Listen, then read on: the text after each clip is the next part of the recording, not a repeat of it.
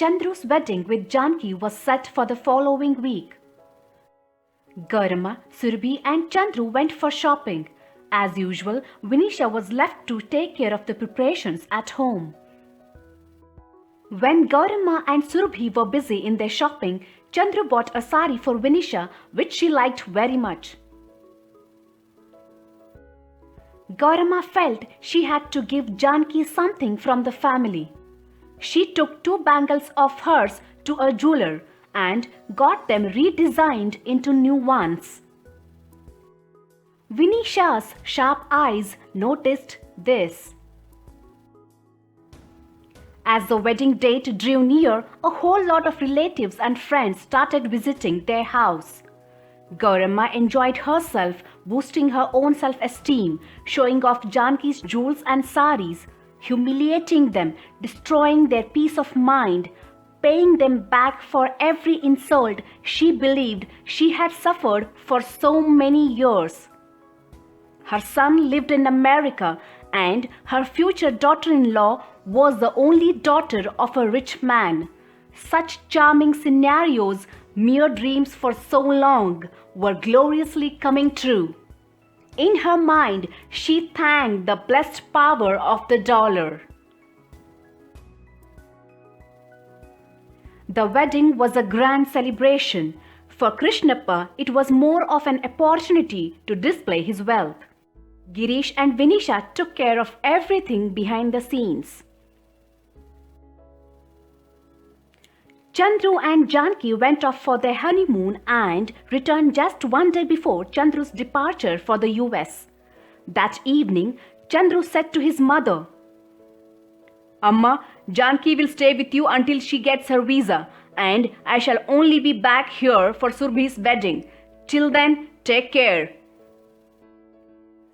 Gaurama assured Chandru and said, "Janki is my eldest daughter-in-law. It is, after all, her own house now. Let her get used to us. You don't worry about her." The day Chandru left, Janki politely told her mother-in-law, "My cousins are all at my parents' place. I want to spend time with them before flying off. I will be back next week."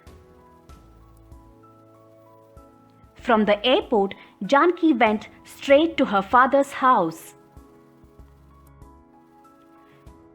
Gaurama realized that she could not boss over Janki the way she did over Vinisha.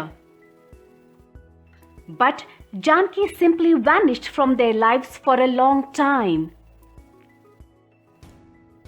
She eventually showed up and said,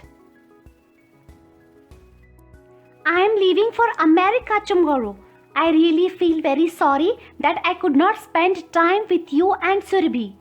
I knew that the visa would take long time, so I went to meet all my uncles and aunts in Chennai and Delhi.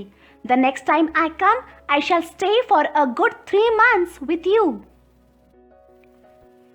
Shamunna had seen through Janki's acting, but Gaurama, blinded by the dollars that her daughter-in-law now represented, reassured her and said, "It's all right, my dear. I know that you're very fond of us.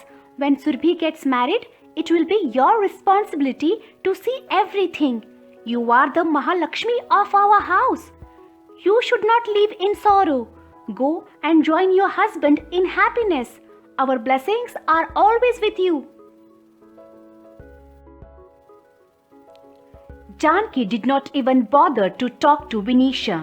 For that matter, nobody in the house seemed to even acknowledge her presence these days.